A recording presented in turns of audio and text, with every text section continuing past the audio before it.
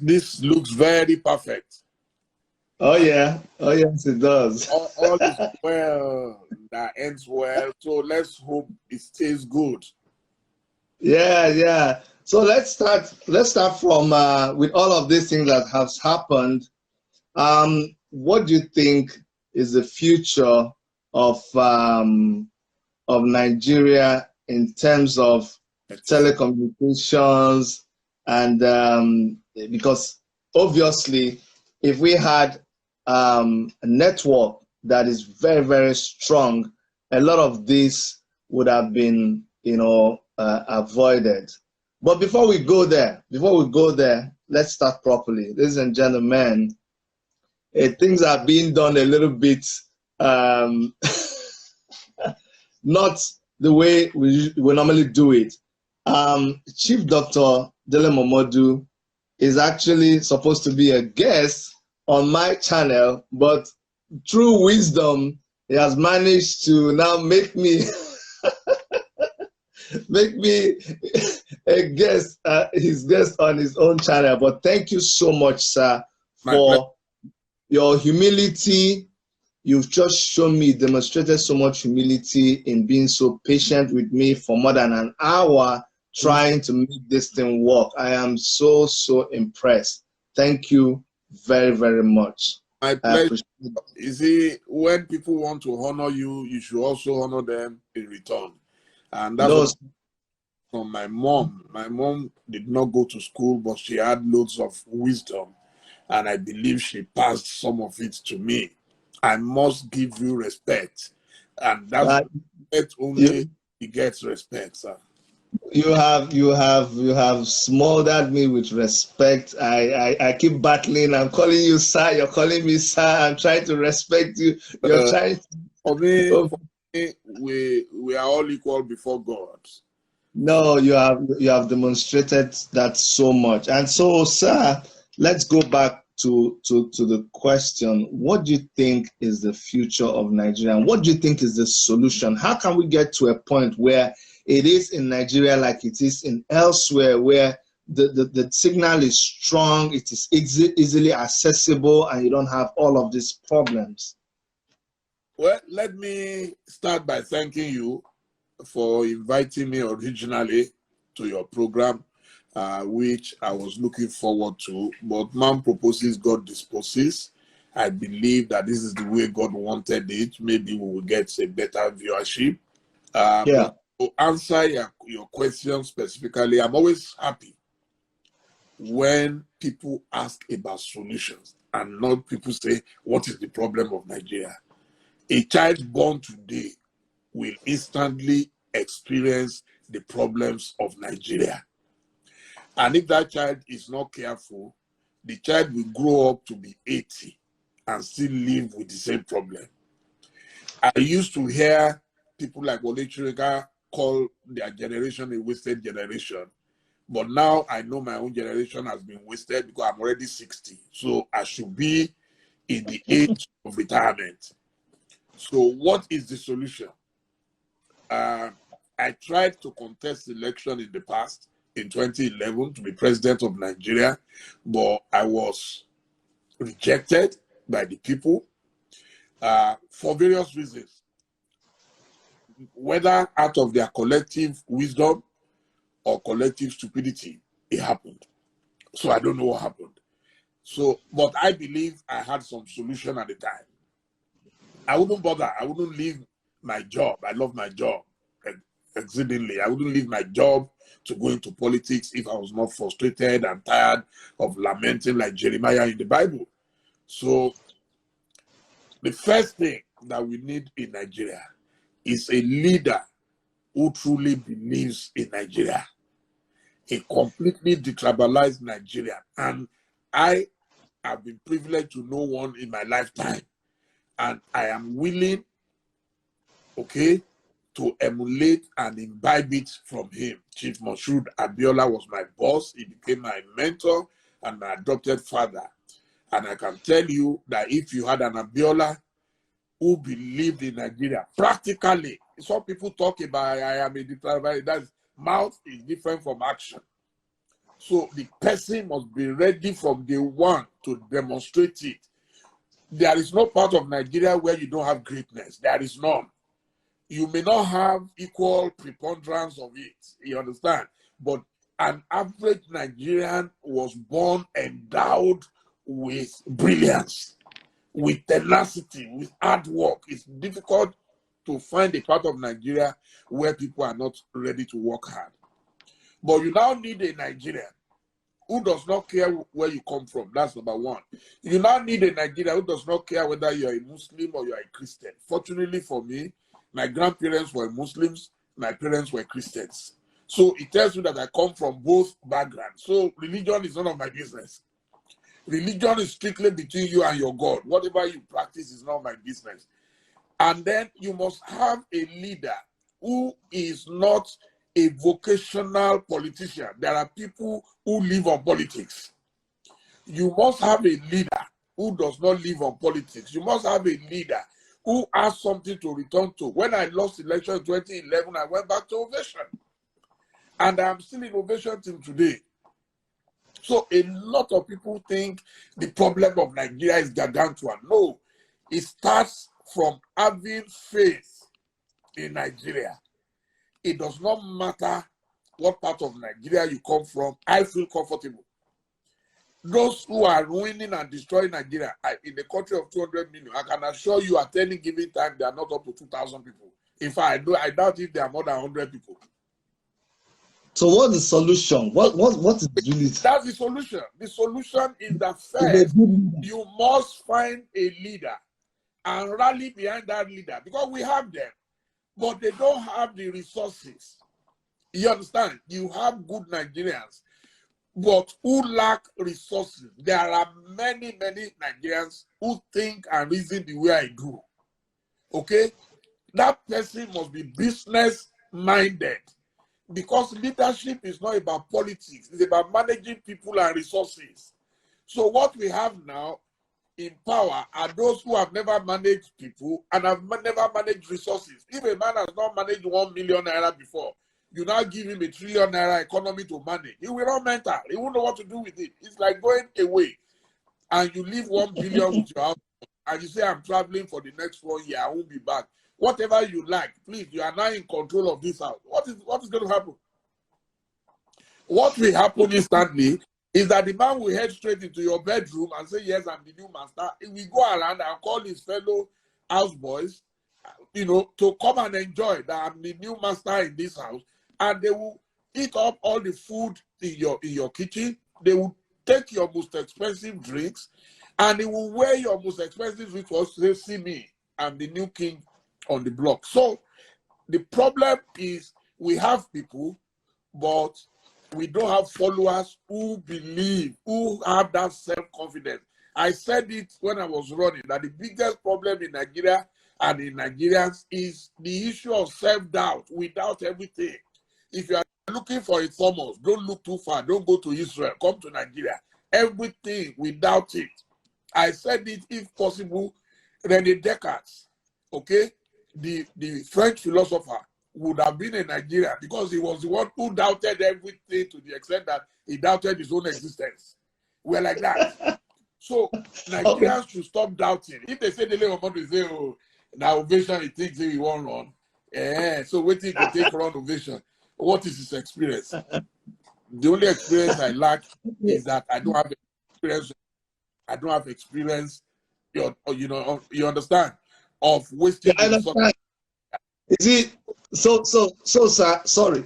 You see, you've mentioned some important things within this short time. A lot of people don't know your background in politics. You have quite a very loaded profile, bio. I'm looking at it now, and they don't realize that during the time of Moshood Abiola, by the way, you also go by that title of Basharun. What does that mean? Before I go further, what's the meaning of Basharun? Because your chief Basharun, Dele Momodu. Basharun is a very important title in Yoruba land, which can be given to you by different kings, not just one king. So, and you are like a generalissimo. you understand, you are a very, very important man, very close to the king, because Ba comes from Oba. You understand? So Bashor, so they do everything together. You are probably one of the closest to the king. So that's the whole idea. Awesome, awesome. So we see brave people, generals within the society. awesome. So you see, you actually have the same name that Basharun MKO Abiola had. And Basharun MKO Abiola's experience in politics was a very unique one, because that was one time that nobody's perfect, by the way. There's school of thought who think that Basharun MKO Abiola was not the right person. They refer to you know, like the music by Fela, where Fela dishes MKO Abiola and all of that, calls ITT and all of those things. But that notwithstanding, that was an election that everybody agreed was fair and was won by MKO Abiola. I remember then in school, we did the June 12 riot. I have a mark on my head from that riot because I was a student union activist when the police was chasing us. So all of us who existed that time from every part of Nigeria, we can all lay claim to that election as an election that was properly won, but that was stolen. Now, right in the middle of all that was you. You campaigned for MKO Abiola. The Nigerian government actually slammed you with a treason a lawsuit. They locked you up, and you had to even suffer with MKO Abiola. Can you tell us a little bit about that experience before I go forward? Because I want to lay a background for some, since we started on this politics side. Yes. Well, I want to first of all address the issue of Fela and Abiola. Very important, and I will approach it in two ways. Yes. Fela and Abiola had their personal issues for it to lead to singing. Everybody uses whatever power he has to fight his enemy. Yeah. Oh, but I don't want to go into the details of what went wrong between them. But what I want to say is that there is no successful man on earth who is perfect, and there is no successful man on earth who does not have powerful enemies. Exactly. Our Jesus Christ was dragged to his death. They took him and nailed him to the cross. So that is not a problem. But what I want to say is that let's even look at all the imperfections of MKO Abiola. There is no nation that is governed by saints. Countries are not governed by saints. They are governed by performers. I had no doubt in my mind that Abiola would have been a performer, because you see, the Yorubas have a saying, I will try to translate it, that a man who is going to borrow you the robe you want to wear, want to donate a robe to you, first of all look at what he's wearing. If you tell me tomorrow that Dele Momodu, I want to give you a robe, you now, we are not meeting physically, but from here, I know your taste now. I know you are an Igbo chief like me. You know? Yes. Hold on, sir. You know, you told me your Basharun. Me, I am Nnabuenyi. So if I call you Basharun, you call me Nnabuenyi. Nnabuenyi, okay. Basharun. Go on, sir. So, the Nnabuenyi, I am telling you that Abiola, I looked at his personal conduct as my boss has conquered newspapers. We had editors who were Igbo. We had editors who were Yoruba. We had editors who were Hausa. Not just that, we had Yoruba newspaper, which was called the Shoko. We had Amana, which is Hausa, and we had Udoka. 3 local languages published by Concord. Chief Abiola had Abiola Farms. He had Abiola Farms in Ogun State. He had Barnums of Fisheries in Lagos State. He had Abiola Farms in Lafiaji in Kwara. He had Abiola Farms in Dakar in Taraba State. How many Nigerians do that? So, you see, what you want to do when you get to power, you must start doing it now. There is a Yoruba saying that I can't translate because it's toner. It says, so the child who is going to bear Shamu, right from the time he's born, his mouth must be doing shamu, shamu, shamu. So that's the best way I can translate it. So what I'm saying is that you have people who just talk about loving Nigeria, but it does not show in their conduct. Okay, if you come to Ovation right now, we have 3 heads. The next in command to me, my Kefion, is from Akwa Ibom. The next to him are the boss newspapers. Is from, I don't know his state, but he's Igbo. Eric Elizwe. You understand? The next person in Ovation Television is Ebua. Ebua is Edo State. You understand? I don't care. Nobody ever asks them, where did you come from? When they are filling their application or whatever, nobody will say, fill your state of origin. So in a country where I was born in Ile-Ife, bread and butter, I did all my education in Ile-Ife and lived majorly the first 28 years of my life in Ile-Ife. If I say I want to contest election in Ile-Ife today, no matter how qualified I am, nobody will agree. So we have all those issues. Those are the background to our problems. You see, because if you don't know the background sometimes to your problems, you will never find the solution. So my own is that, one, our constitution must grant us freedom. Okay? Even if you cannot go back to 6 regions, because I know the governors. Let me try to guide us. You know, I wanted people to know your involvement with MKO Abiola, you know, just That's briefly. My involvement with Abiola first was as a staff of Concord newspapers from 1988 to 1990. I started as a staff writer with the African Concord magazine, and then moved to Weekend Concord, where I rose to become news editor. And from there, I moved to Classic magazine to become the editor. That was that. Then in 1992, I was the founding editor for Leaders and Company, what is known today as This Day newspaper, owned by Prince Zunuka of Baigbeda. So all these ones were there. But when Abiola decided to go into politics, I decided to join him as a media campaigner. So as a media campaigner, of course, we got exposed to the dangers of being wanted by government. And by July 1993, I had been arrested by the Babangida government, and I was kept at Alagbon Detention Center in Ikoyi. How was that experience? How was that experience? I mean, anything that curtails your freedom is a bizarre experience, and especially in a dungeon where everybody is smelly, you know, because you are just there. There is heat. It's like they deposited some mosquitoes into your cells. You are not able to sleep. In fact, we have to smuggle bottles. We have to get people to smuggle bottles of alcohol into our. That's why you see that those who have been to prison, a lot of them become alcoholic because you can't sleep naturally. So alcohol then becomes your Valium for you to go to sleep. So that was what happened to us.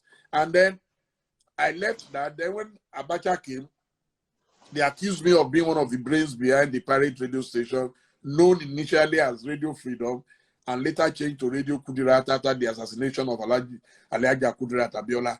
And on this occasion, there was no negotiation with Abacha.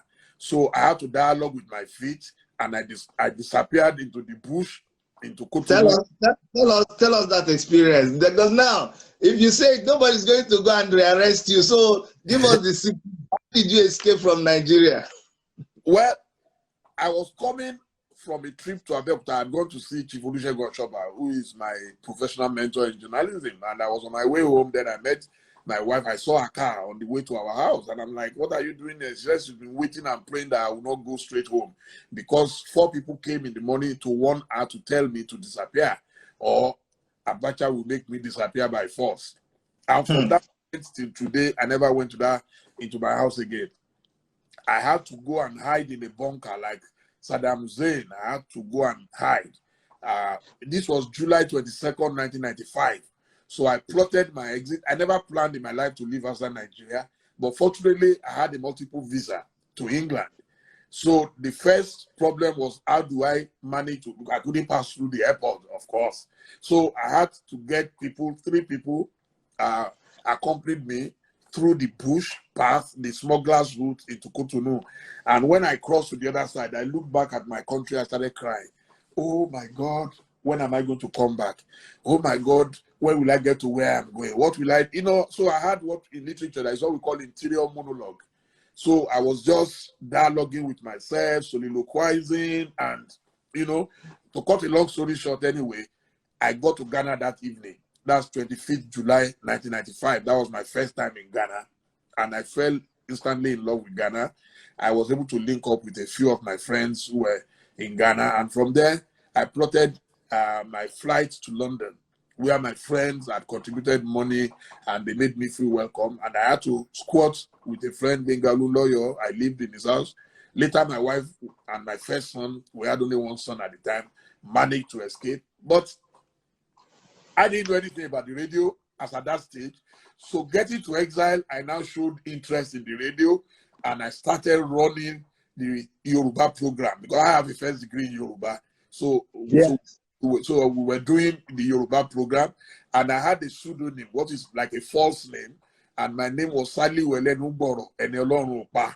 That I can't translate, it's not translatable. Okay, sir, look, have you ever thought about making it? Because when I hear you talk about your escape, hiding in the bunkers, how I know you had to disguise yourself and some other things. Have you ever, you didn't want to go into those details, but I know you had to do so many things. Have you ever thought about making a movie about this? Because it will be interesting. I pray, there are too many things I want to do.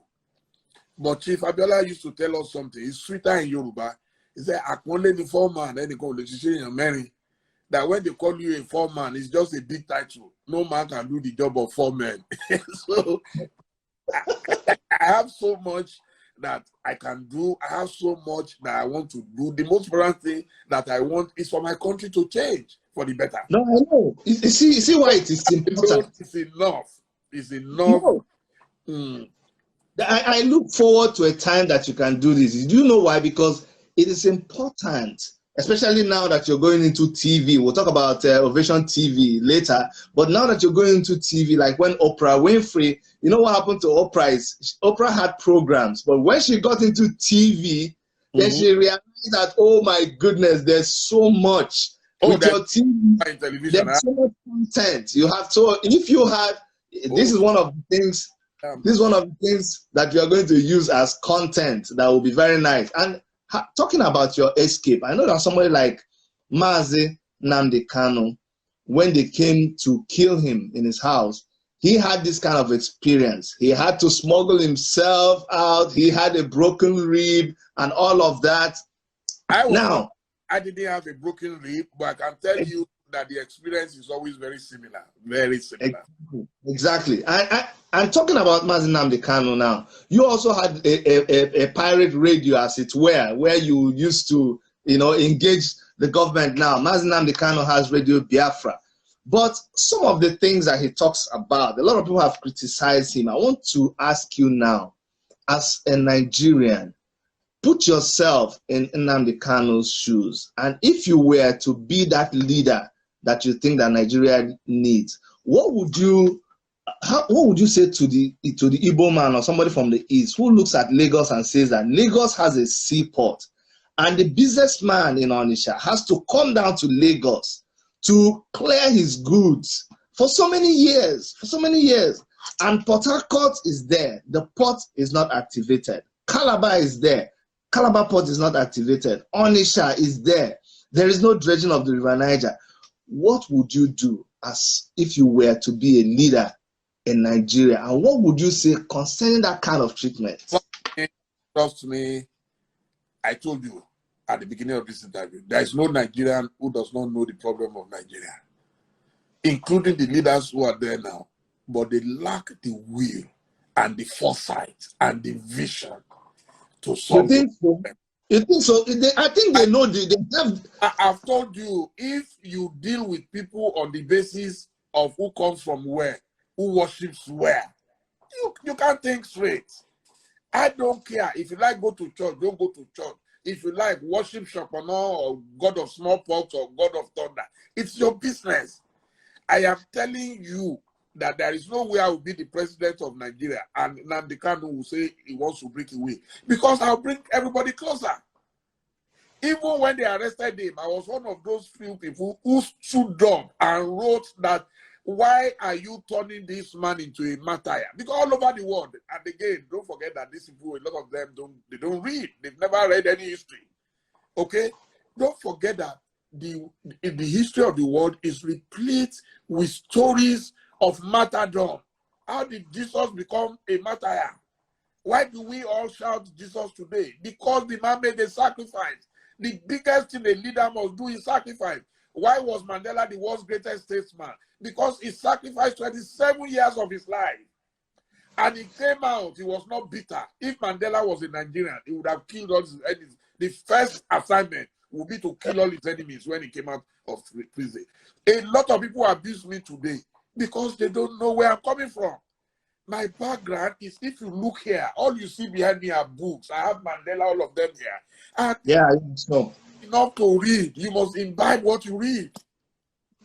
Everybody likes Mandela, but how many Nigerians is ready to behave like Mandela? So this is the problem. So with me, Nnamdi Kanu is frustrated like me. I'm very, very frustrated. It's just that I don't have the wherewithal. And I'm still one of those people who have about 20% optimism within me. You understand that? Maybe I interviewed someone 2 days ago from Ibadan, Boyega Mogaji from Ibadan.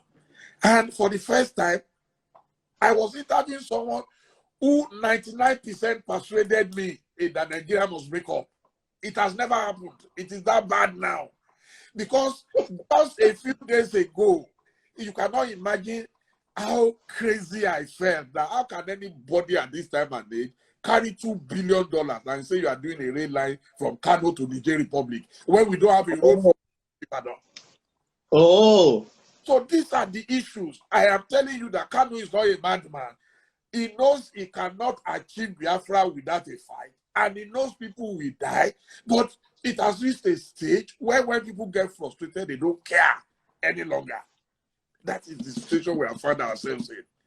It is frustration that is like, okay, when Kanu started, a lot of people were abusing him, including Yoruba people. What does he want? Now, Yoruba people are clamoring for the nation. And some people are still rubbing it in that, look, you can't do jack. This is how we want to continue to run this nation. And if you complain, we will deal with you. It is unfortunate. But there are people who grammar like me, which is what my friend said a few days ago. There are people who are tired of blowing grammar. We are blowing grammar here right now, which is nothing.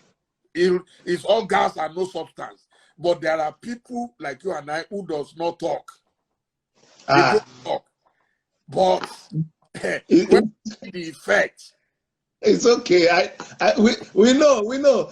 So talking along that line, so Omoyele Sowore participated in politics like you did, but when before, Omoyele Sowore too was a strong supporter of MKO Abiola, led the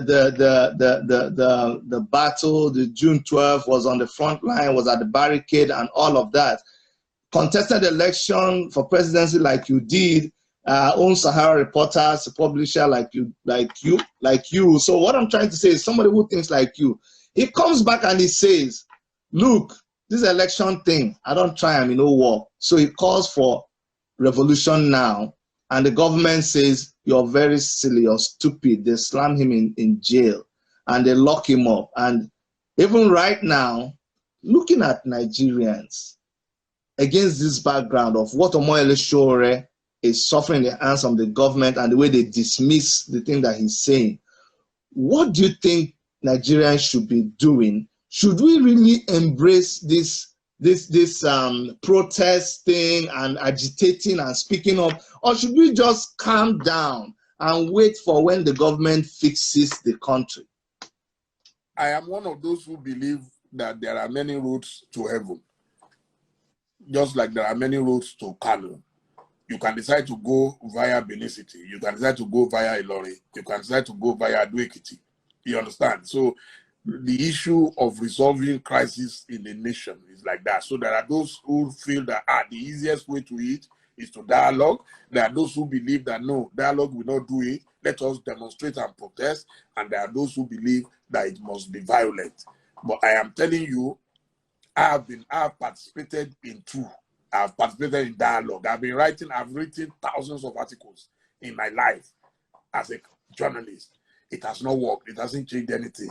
I've been demonstrating since 1978 at the University of Ife as a pioneer Jambite. It has not worked. So the only thing I've not tried is violence. Unfortunately, so I don't have the weapon of mass destruction that I can use. Maybe because sometimes a bully only respects a bully.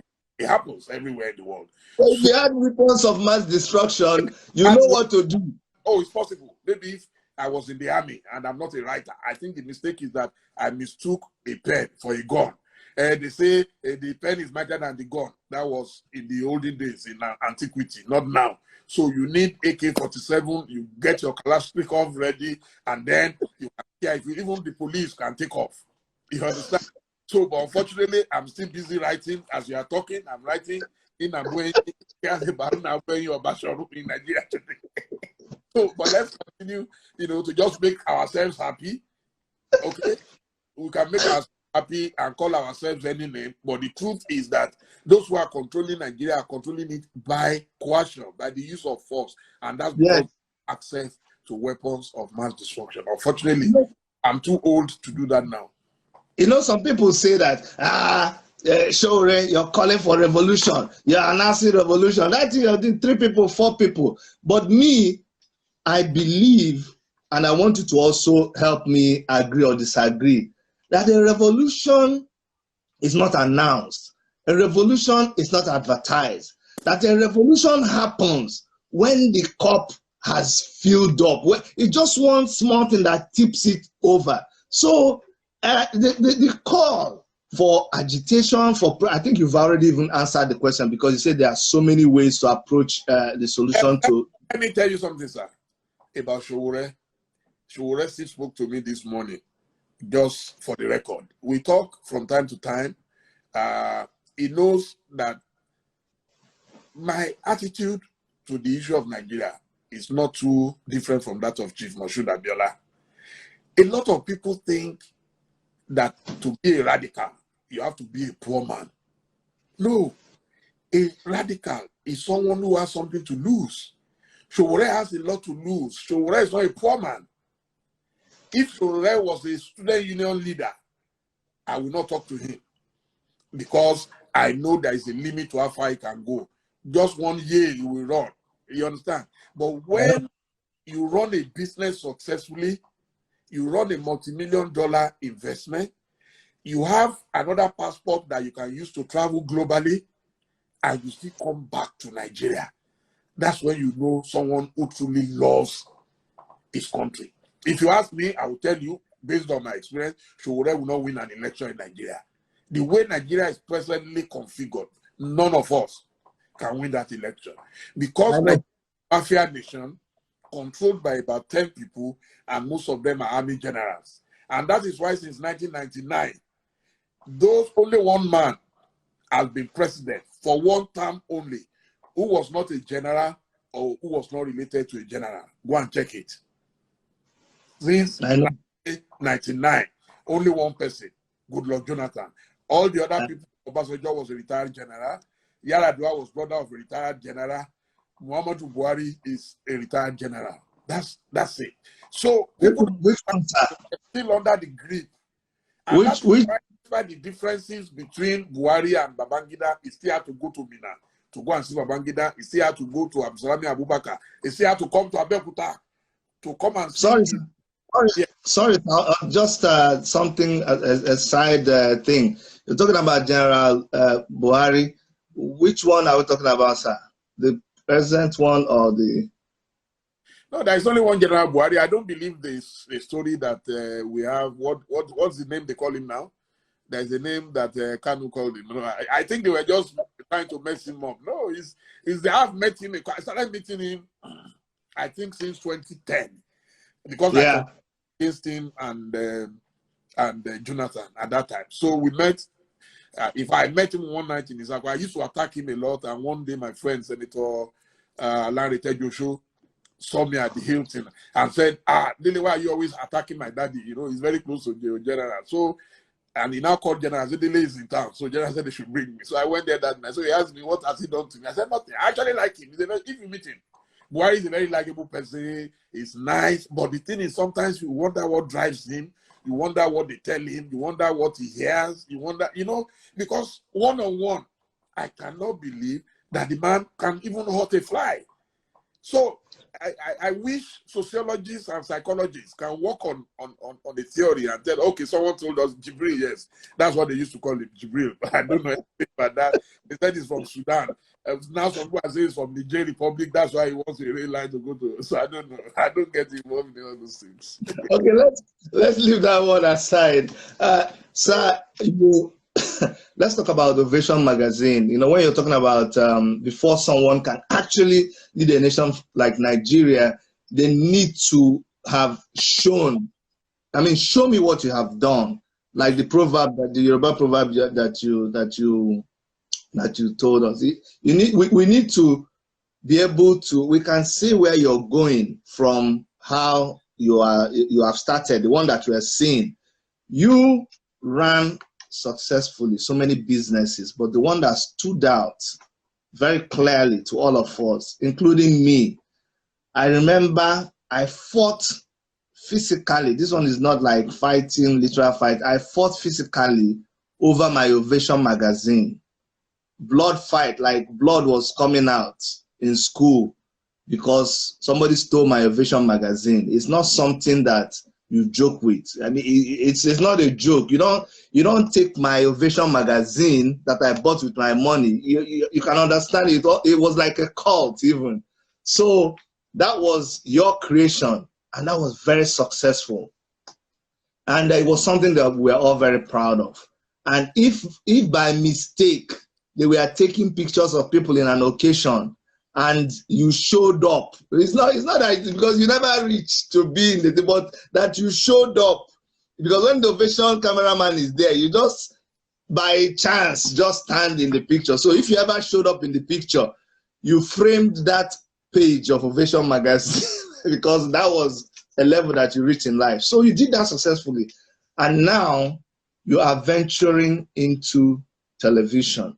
And I read where you talked about it was I forgot his name, of Silverbirds guy was one that encouraged you to go into Ovation Television. So please tell us a little bit about Ovation magazine and the transition that you are now making into Ovation TV. Okay, before I do that, I'd like to give honor to whom it is due. Ovation was not my creation. Ovation was just a metamorphosis. When I say creation, yes. If you say founder, yes. But the idea, the style, the genre had always been there, lifestyle and entertainment. And I must give kudos to those who were way ahead of us. You know, you had Chifolu Aboderi, who invested heavily in entertainment, and you could see that all his children were involved in entertainment. He was the publisher of the Punch newspapers. And these were some of the people who inspired me. In those days, we used to read all kinds of things that they did, you know, weekend papers, in daily times. That was how this lifestyle thing started. So it wasn't started by me. I wrote down here Mr. Muyiwa Adetiba, who was doing vintage people and all that. At that time, you had Uncle Sam Amuka, who later founded the Vanguard newspapers. And you had my bosses, Mike Awifa, who was my boss at Weekend Concord. They taught me, they trained me. So nothing original. Nothing is original with me. We had Mieli Ezekiel of blessed memory, who was my publisher at the Classic magazine. So the totality of that experience is what gave birth to Ovation. And what I can say is that when we started Ovation, we were not doing 100% lifestyle and entertainment. Because I was a guerrilla fighter in exile, so I needed to reflect the war that was going on. You understand? So that guerrilla warfare now enabled me to invite fellow guerrilla fighters like Mr. Sunana Lumese in New York.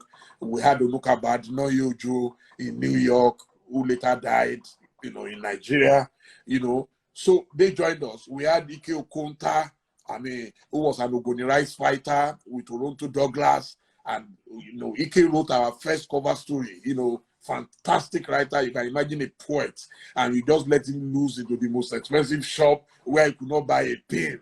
And, so we were dripping with prose and poetry. But later we realized that media is a business. One of the biggest problems confronting media today in Nigeria is that Nigerian journalists don't see media as business. They see it as charity. And that's why they come and go. They come and go. So we were lucky that we had the wisdom to treat it as business. And one day we covered a wedding. It was a Patrick Koshoni wedding. And a friend had invited us to that wedding at the Landmark Hotel on Marylebone Road in London. And when we published it, then people started describing us, oh, this looks like Hello magazine. And Hello was originally Spanish, hola, which the English version is hello. And then there is okay, that also tried to copy Hello. So, but Hello was more for the high and mighty, the lords and royals, the British establishment. So, and then the superstars, the celebrities. At that moment, we did not have a celebrity class as such. So this is where Ovation now came in. So that wedding was what galvanized us into thinking that, hey, and Hello will be an instant success in Nigeria because we're amongst the most flamboyant, if not the most flamboyant human beings on earth.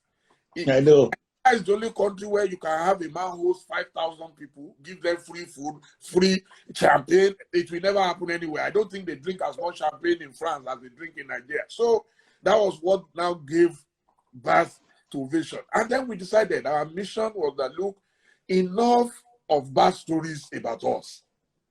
Let's for once go into events so we can cover people who are enjoying themselves at weddings. We plan the best weddings in the world.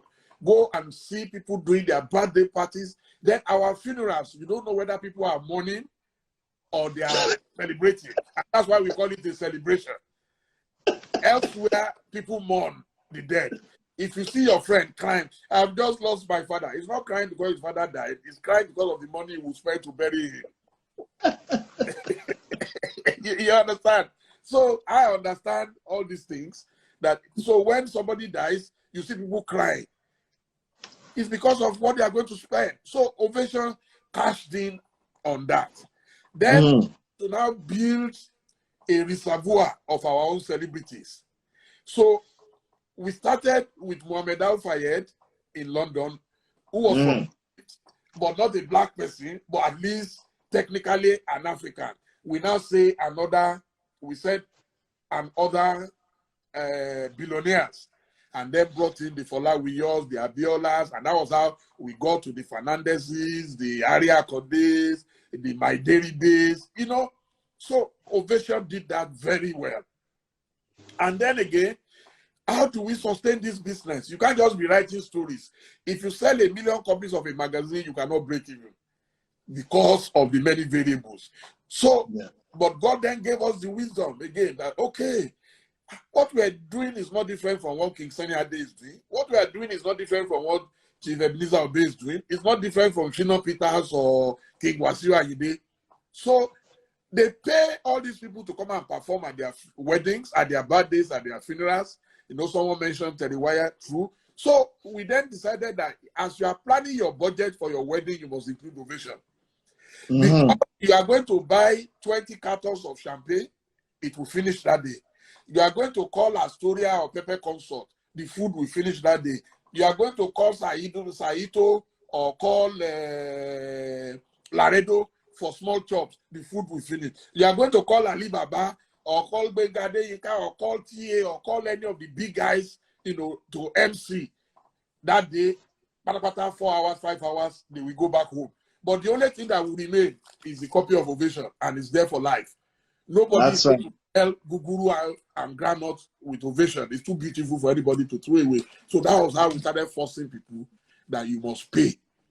If you want one page, it will cost you so amount. If you want 10 pages, we'll do this. If you want a package, we can do an entire magazine for you. We call it special edition. It's all about packaging. So that was how.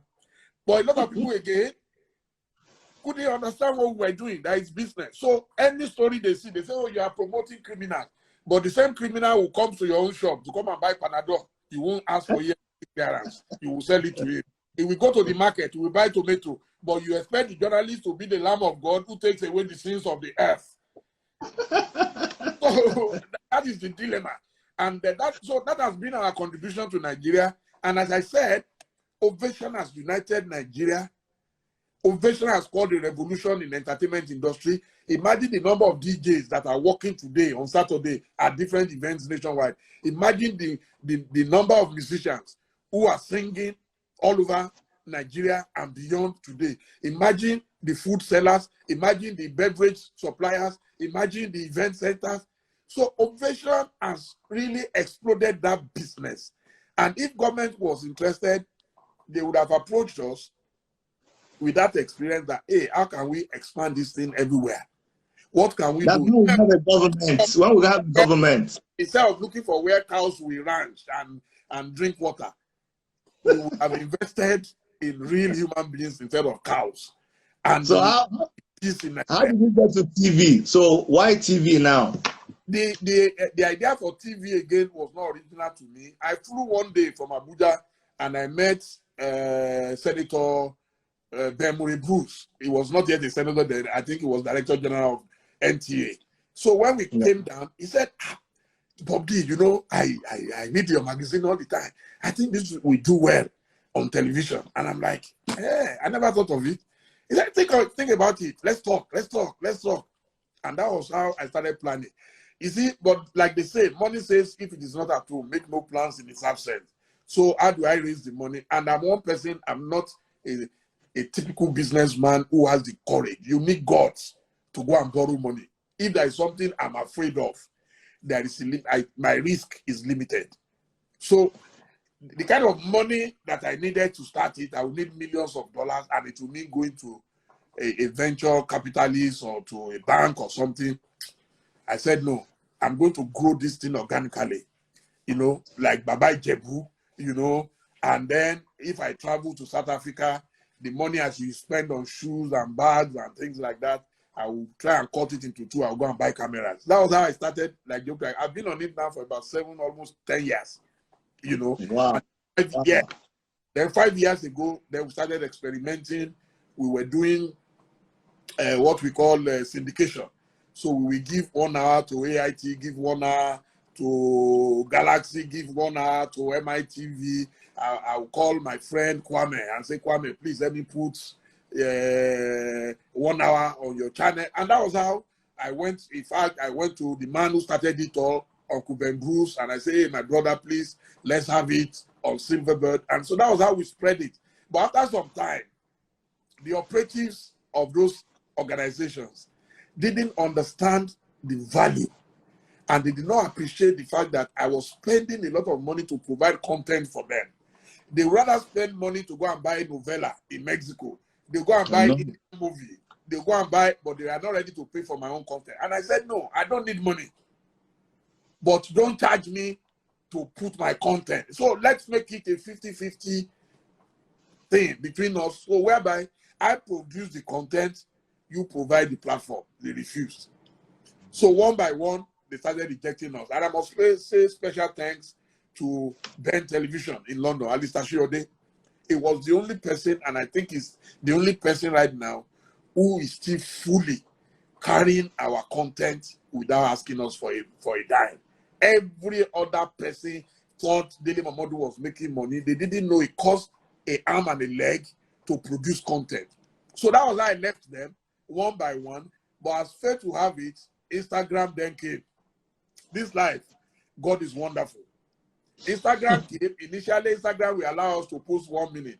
Then soon, they came with Instagram television, IGTV, and they allowed us to post 10 minutes. And a content at a wedding, normally, if you edit it to 10 minutes, you are done. You are okay, free of charge.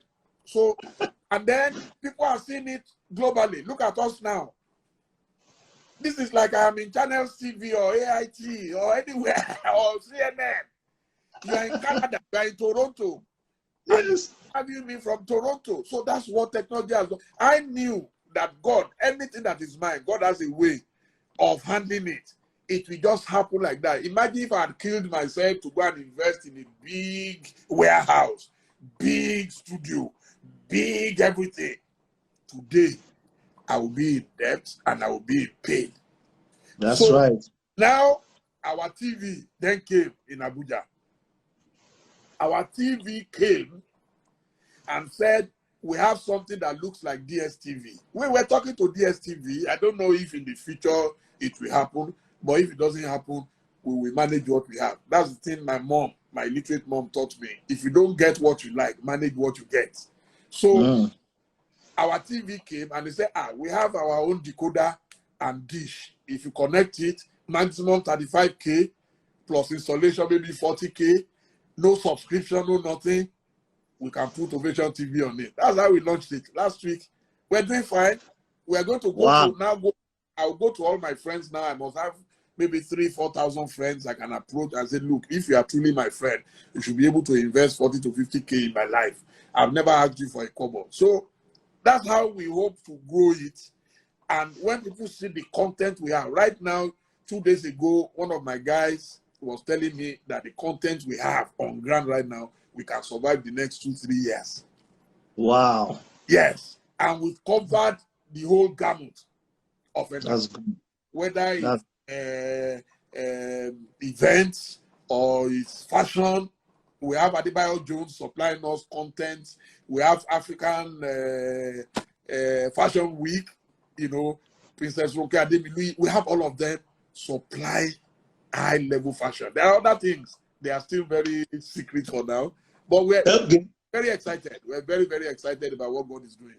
Awesome, awesome. Now that I know it's going to be a television that is that leans a lot to entertainment and fashion and social life.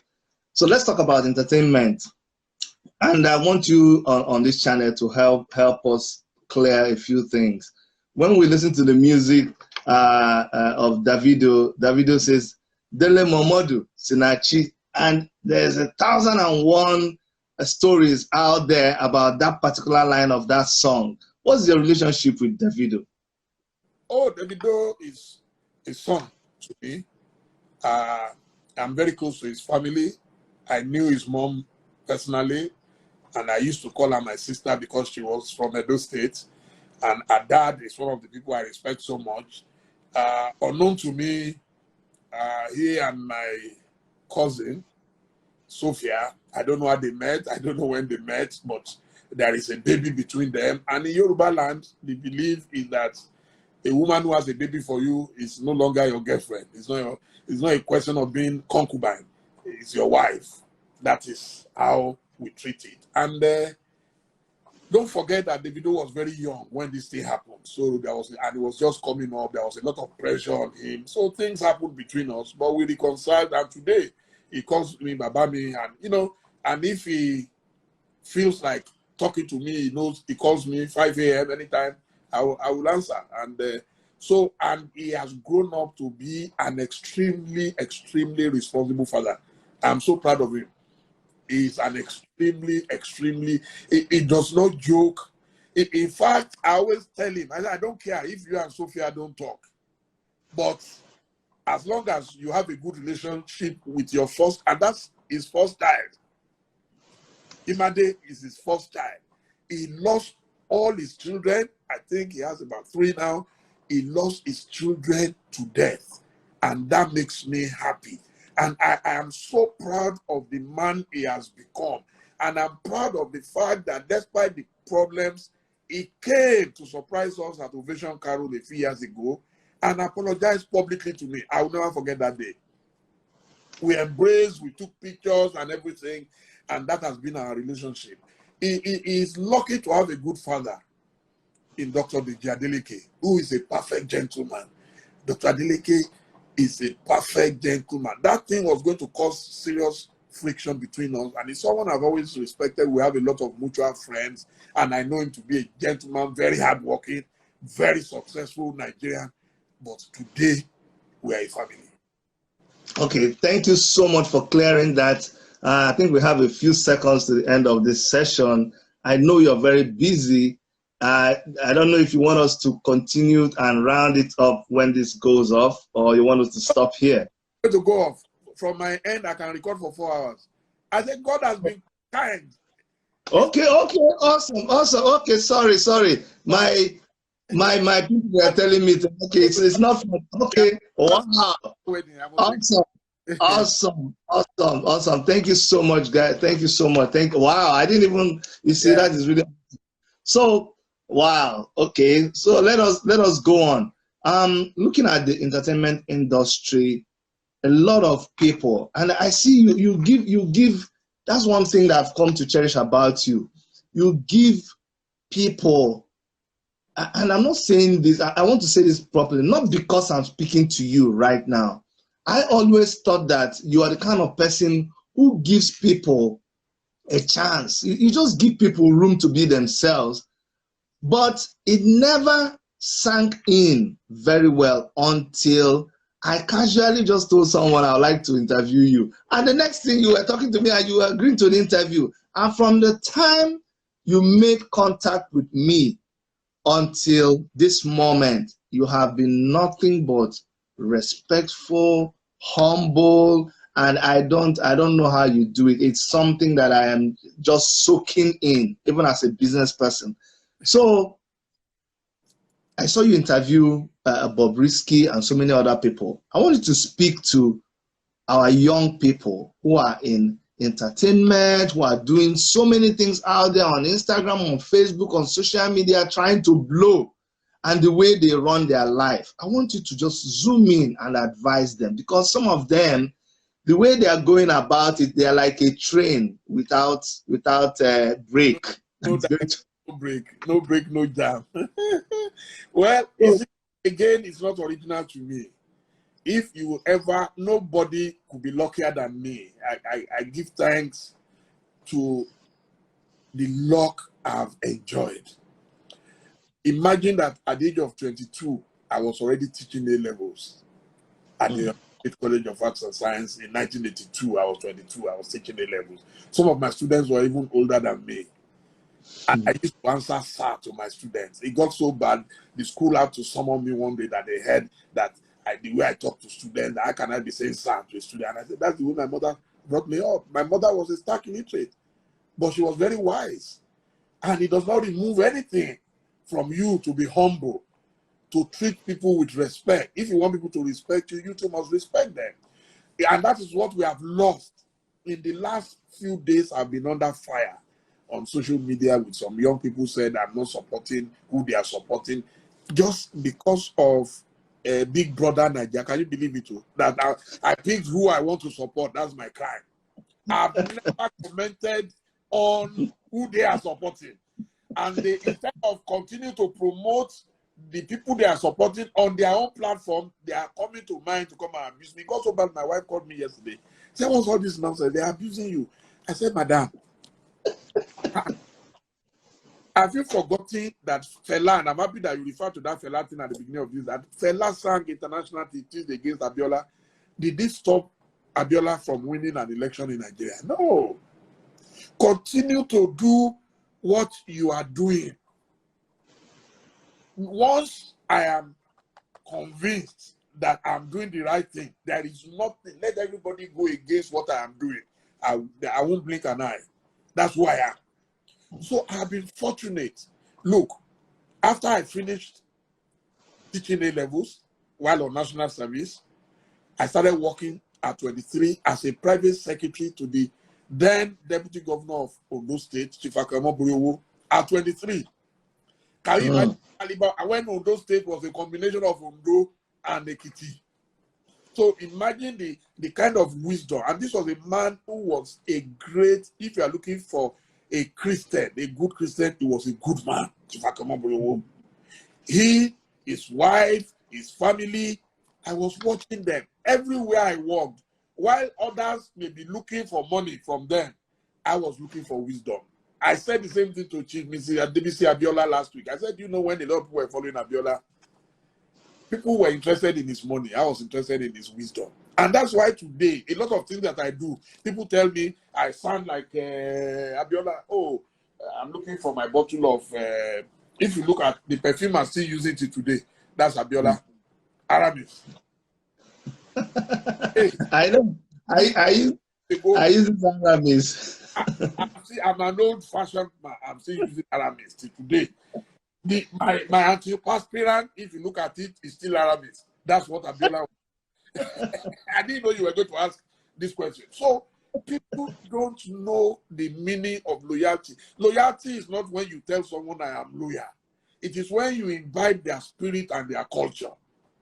So the next person I worked for was Oba Okwadeshi Olubushe II, the Oni of Ife. The Oni of Ife was the one who taught me about tolerance. Today, there is no tolerance in Nigeria, but I don't care. People can abuse me. You hobnob with everybody. I don't hobnob with anybody. Anybody who knows me, I can hardly count 10 houses I visit in the whole of Lagos. Nobody will believe it. But nobody will refuse me if I say I want to come to your house. Because they know when I come, I'm not coming there with evil intentions. So Oba Shijade was the closest man to the Awolowos. Listen to this story, sir. He was the closest person to their. In fact, his adopted mother was Chief Mrs. Hannah Idowudidulu Awolowo. Chief Awolowo's wife was the Yoba of Ile-Ife. Now, interest you. The same Oba Okwadeshi Shijade was probably the closest to the President Shagari. Can you believe it? The same Shagari that he and Awolowo had quarrels. If you went into the palace, you will see all the portraits of the UPN. You will see all the portraits of the NPN. That taught me something. Leaders at the top, they can argue in public, but when they go inside, they are friends. That's where I learned that. Then the next thing, then I went back for my master's. Then the next job I got was with Chief MKO Abiola. How lucky can anybody be? Look at that trajectory.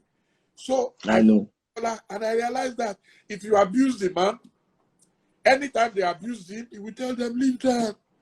If they like, let them change the name of honey. Honey will always be sweet. You can change the name of honey. I learned.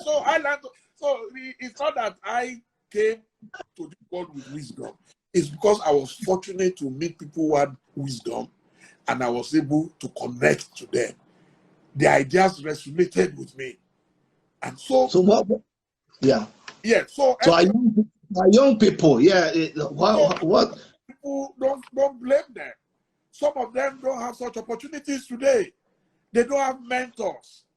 But again, I will also blame them, maybe 25%, is that maybe they're not making enough efforts. The Bible says, ask, you shall get. When you knock, the door will open. You understand? A lot of our young people today are very timid. Instead of coming online to say, oh, Uncle D, please, can you explain this? And I make an effort to interact with them. You will not believe their reaction. You are an idiot. You are a bastard. To a 60-year-old man. I'm telling you. So the data you bought, you are going to waste that data on abusing me. How does that change? Look at my skin. Glowing. How does that affect my life? I'm a porcupine. I have developed the skin of a porcupine. Nothing goes in there. The moment you abuse me, if I'm in the mood, I'll reply. And I reply politely just to show how illiterate you are. On my 60th birthday, a professional colleague wrote, Dele Momodu is not a journalist. What difference does it make? Call me anything else. Has that stopped me from publishing Ovation? If you like, tell me I'm an armed robber. When I know I'm not an armed robber. You know, my attitude to life. And I took it from the masters. You cannot have the Abiolas. It's not possible. You are not likely to have those people. I've interacted with greatness, and I've tapped into greatness, and I'm begging God for my own greatness. That's all. Wow, that is very, very fantastic. And I'm going to end this our very, very interesting interview. This is like the peak for me when it comes to interviews, and I say this without reservation. I mean, it's not. I've been so lucky also because I grew up.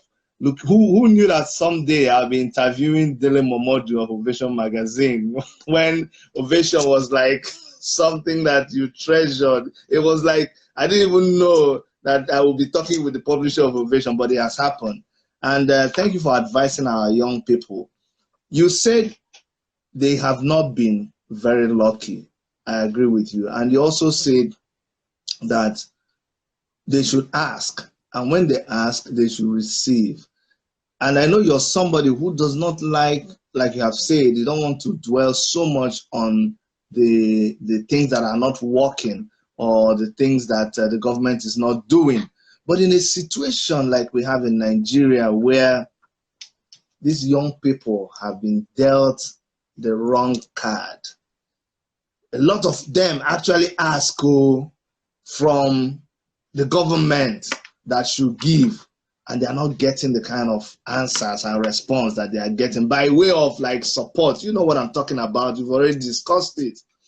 What should they do? Because honestly, I know I blame them more. Like we're calling for a protest on the 1st of October, and I know we want people to come, but I know some people will not also come, and some people will not even want to care about politics or what is going on, but they are tired. They are really tired. What is your advice? What should I'm focusing really on young people because, like you said, past generations are wasted. Your generation is almost gone. My own, we are also going. But the ones that are coming up, what should they do? They are really directionless. Honestly, it's getting worse and worse and worse. I've said it. That is partly their fault. I'm not the type that will patronize youth because I want them to like me. I'll tell them the truth. And I tell them all the time, none of them could be poorer than where I was coming from. I was a village teacher. I was an errand boy. I did everything proudly. And I took lessons from each of the places I worked. When I worked at the CSS bookshops in Ile-Ife, I was sweeping the floor. I was wiping the bookshelves. That's where I met Dr. Tai Sholari for the first time. He came in to buy a book. When I worked in the village, my mom could not believe it. I had to jump off cocoa tractor to get to the village. The road was so bad that a normal truck cannot go there. So all those caterpillars who on it to go there. And I blended. I got there in a room. 2 teachers lived in a room that had no cement on the floor, nothing, just dust. The senior teacher was sleeping on a bamboo bed. I was sleeping on mats. I never complained. My mom came there. She wept and took me away that day. Say, is this way? And I'm the only child of my mom for my dad. As I'm saying it now. Well. Then you will now see some boys. They will come and say they are poor because they are poor. That is why they must abuse people. Abiola taught me something. He said, you must never glamorize poverty. That a man who has not experienced is the one who will think poverty is something that you have to boast about. It's because we have not had a meeting of sufferers. That's why we don't know who the president of the sufferers associations is. If we had a meeting of sufferers, you will know who is the president, who is the secretary general, who is the publicity secretary. People are suffering. Out of the little I make, I don't do government contract. They say I'm a thief, I'm a rogue. I don't do government contract. My closest friend in government is Amechi. I'm saying it properly. Go and ask him if I have any contract in this government. I don't do it. If I one day abuse me, then you will sit down in Lagos. You won't come to Abuja and you will say, hey, you don't have money. You don't. He said, who will bring money to you in Lagos? I say, I'm okay. I'm a scholar. I want to write books. Did I ever meet William Shakespeare alive? Did I know Aristotle? Did I know Socrates? Did I know Plato? But today, I'm reading their books. That's what I want to do with my life. People say, I'm giving palliatives now, by the way, supported by friends who don't even know me from all over the world, from Canada, from America. They are contributing money and we're sending money to people. Instead of some of them to go and reinvest that money. One boy last week, you will not believe it, he made me cry. He said, from the 5,000 you sent to me, I started a kerosene business. I said, what? Immediately I said you should send him 10,000 more. We're trying. But these guys are not even encouraging us. All the money they make is to buy data and sit on internet and be abusing people. How does that encourage me? So why should I go and suffer to make money and come and give it to someone who at the end of the day, all he will do is to vent his anger and frustration? Why don't you vent your anger and frustration on Buhari? Am I the one that did not allow you to go to school? Am I the one that did not provide employment opportunities for you? No. I suffered the same way you suffered. So why don't you come to me? Even if you don't get a kobo, learn what I call the wisdom of the ancients. Learn. So if you are not willing to learn, how can I be of help to you? I can't. So we all have to re-examine ourselves. We all have to re-examine ourselves and stop blaming the wrong people.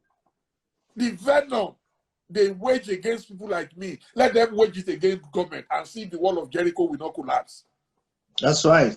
That's right. That's right. That's where I'm going. We're not angry enough.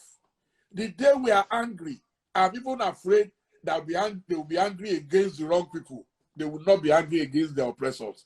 And I will recommend, before I go, a book by a Brazilian author called Paulo Freire, Pedagogy of the Oppressed. If you can find it, anybody can find it. Pedagogy of the Oppressed by Paulo Freire. It says the oppressed man respects only one man, his oppressor. The oppressed man dreams to be only one man, an oppressor. That's it. For an average Nigeria, that's why we're in this mess. Everybody is just waiting for my turn. How come that all those who have complained before they went into government, they did not change anything when they got there? It is that theory, pedagogy of the oppressed. The oppressed man is just waiting for his own opportunity. So when you have leaders who have been proven and tested and they get power, you will see that Nigeria can change in 1 year. We had that opportunity when Obasanjo came in 1999. We had that opportunity in 2015 when Buhari came, because it was a mass revolt, peaceful revolt in 2015. We all keyed into that revolution.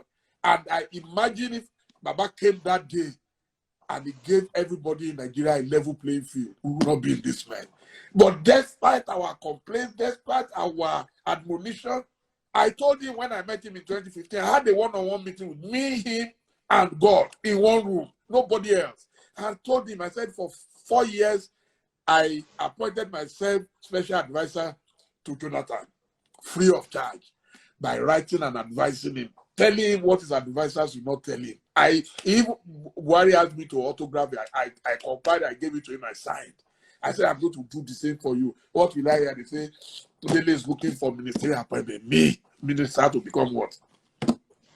They see everybody as, why are people excited about government appointment? Not to go and serve. It's not to go and serve. It's to go and eat money. Yeah. So I know that if we have a level playing field, I will not be hungry. An average Nigerian, because God gave us, we're endowed with that natural brilliance. So, my brother, I must thank you for this opportunity. I got emotional at some point, so I'm sorry. It is bad.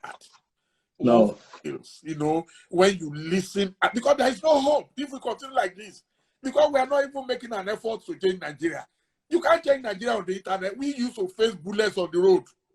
Some people carry phone and they say they are influencer. You are influencing who? Who are you influencing? And you think you can terrorize me off my page? So I know. When I post a story, you asked about Bobrisky. Sorry. We should talk about that. Yeah. I'm in the business of entertainment. Yeah. I'm in the business of journalism. And I want to tell Nigerians, they should stop seeing journalists as people they can control and censor. You can't do this, you can't do that, but you can do it. If Bobrisky comes to your shop, you will sell fabric to him. If he wants to buy his weave on, you can sell it to him. But a journalist cannot talk to him. My job is to supply knowledge. My job is to entertain my reading public. My job is not to be the Pope. My job is not to be the judge. If I wanted to be a judge, one second, sir. Before I'll let you finish. Just before you go on, I've been texting Bobrisky to grant me interview. Please help me put mouth so that he will agree. His friend, I told him before I got the interview. Well, anyway. So help me put mouth so that they will agree. Go on, sir. Fans abused the hell out of me when they saw the promo that, hey, you want to interview Bobrisky. I said, but that's my job. Yeah. My job is to provide knowledge for my readers, for my sure. My job is not to determine. I did Senator Dino Melaye the other day. They started attacking. You said someone stole your money. A journalist comes and shows you how he lives in his house. You leave the person that you said stole your money, you come and grab the journalist. Does it make any sense? There was nothing there. So if I did not show it, meanwhile, all the bloggers started lifting any aspect of my story. If I was an American or a Canadian, I would have made $1 million fortune. Yes, so sue everybody. Sue everybody. Used my story free of charge. Some did not even credit me with it. Oh boy, I interviewed Desiani. They said, how can I interview Desiani? I'm like, for crying out loud, they arrested someone that you call the most wanted woman in Nigeria. And through my own contacts, and let me tell you, my biggest asset is my access to everybody. Because people trust me with information. Yeah. If a journalist could not be trusted with information, you should find another job to do. It's true. I have a white photographer in England called Dragan Miki. He calls himself the Yugoslav. He was from the old Yugoslavia. He still works for Ovation till now. And he called me about 3 weeks ago. He said, there is someone you should interview. I said, who? Because I thought at least I've interviewed most people. So who is this person that is now telling me? He said, Shekau. I said, who is Shekau? He said, the Boko Haram leader. He was serious. I said, where would I find him? He said, go and find him. Are you not a journalist? He said, and Osama bin Laden, you are living in the same country. I said, but they said the man is in Sambisa forest. They said, so a human beings not going to Sambisa forest. I said, but what if they kill me? He said, then you die for journalism. If you try that in Nigeria, they will call you a terrorist. It's true. I told him, so will you come and take pictures? He volunteered. I'm not kidding. He said he will come to Nigeria. It doesn't mind if he dies in the bush. He wants Nigeria to ask the man what is driving him. The reason you cannot find a solution to Boko Haram is that because we don't even know what is driving them. Nobody is willing to listen to them. If your child becomes a rebel and you don't find out why your child is a rebel, you will never find a solution. People all the time. Boko Haram, look, how come today the Al-Qaeda is no longer as potent as it used to be? Because some people understood it then and they went underground and they got out their leader and everything. Then ISIS came. Do you hear so much about ISIS today? But in Nigeria, we think we can use force to achieve everything. That's the problem of our military people who are now in civilian robes. The only language they understand is force. Somebody criticizes you, go and arrest him. No, show love sometimes to people.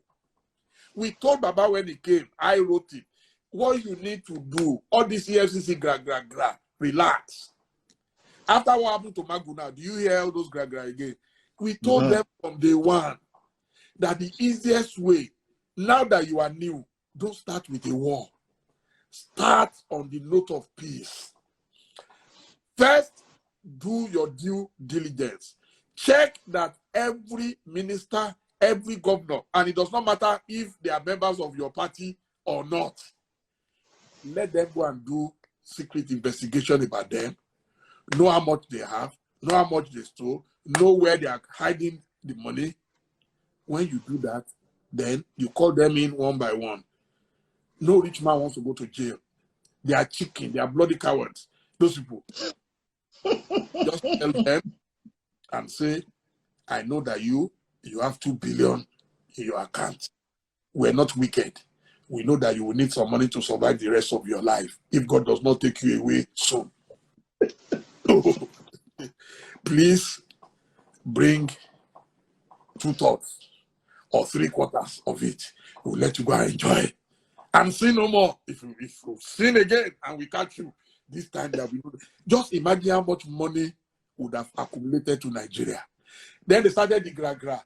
Everybody just carried their money. Some will go to Ghana, some will go to Dubai, some will go to. The money is off. The money is gone. You won't get the money back. And meanwhile, you are busy spending money on litigation upon litigation. I know. Yeah, you yourself, you would have finished your 8-year double tenure. And then the man is still there. The money is kept somewhere. If he dies, his children, they have access to the money. I don't see the rationale in it. These were the things that I would have done as president of Nigeria because I understand the nature of business. I know there are times I will fight and I know when not to fight. But from day one, we started fighting. What was the fight? Who will become Senate president? What's your business in there? God has given you, you're already president, so what do you need again? The vice president is there. What do you need again? Let the Senate go and take care of themselves. What's my business in it? They will say they will impeach you. Nobody can impeach you if you are doing well. The people of Nigeria will protect you. Nobody can touch Buhari. If Buhari is doing well, nobody. I say it today. As president, you must obey the rule of law. When tomorrow comes, and tomorrow will surely come, some people will want to witch hunt the same way the government was witch hunting. They will not start witch hunting, and you set a bad precedent. If somebody does not follow the rule of law and they attack Buhari's family, I will be the first to defend them. Then they will say they've paid me. The people have not paid me when they are in power.